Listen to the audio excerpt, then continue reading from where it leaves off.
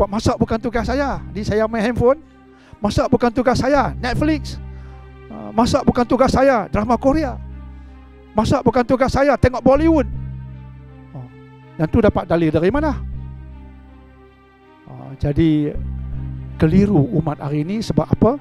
Tok guru kita TikTok, tok guru kita Google bukan dalil.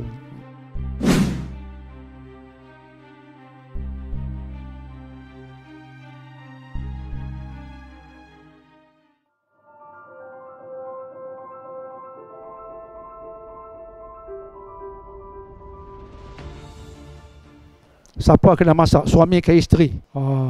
Isu sekarang wanita tak mau masak. Wanita sekarang tak nak masak. Sebab ada ulama kata tak wajib. Isteri tak wajib masak.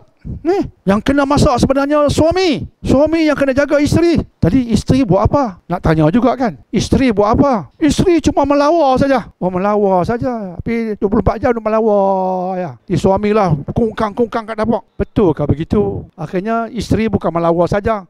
Isteri tengok Netflix, main Google, main handphone. Sebab masak bukan tugas saya. Jadi saya main handphone. Masak bukan tugas saya, Netflix. Masak bukan tugas saya, drama Korea. Masak bukan tugas saya, tengok Bollywood. Yang tu dapat dalil dari mana? Jadi keliru umat hari ini. Sebab apa? Tok guru kita TikTok, tok guru kita Google bukan dalil. Jawapan ringkas. Minggu depan kita jawab lagi sekali. Hadis sahih. Sahih, kuat. Anak Nabi tersayang Fatimah Az-Zahra radhiyallahu anha berkahwin dengan Sayyidina Ali radhiyallahu an. Dua ini tokoh hebat sahabat Nabi. Maka Fatimah Az-Zahra memasak zaman itu dia uli tepung. Betul cikgu? Uli tepung. Uli tepung untuk buat roti. Dia uli tepung. Kerja hari itu untuk wanita. Uli tepung. Kerja keras. Tiba-tiba Fatimah Az-Zahra terdengar berita ada hamba-hamba sahaya dia bawa masuk kesan peperangan. Maka Fatimah sampaikan mesej, boleh tak beri kat dia satu hamba untuk bantu dia buat kerja-kerja dapur. Dia teruk ni uli tepung. Boleh tak hantar seorang hamba untuk bantu dia buat kerja dapur? Nabi tak hantar. Fatimah Az-Zahra uli tepung, nak buat roti. Hari ni orang kata kerja dapur lah kan. Teruk, minta seorang hamba nak bantu beliau radhiyallahu anha. Nabi tak bagi.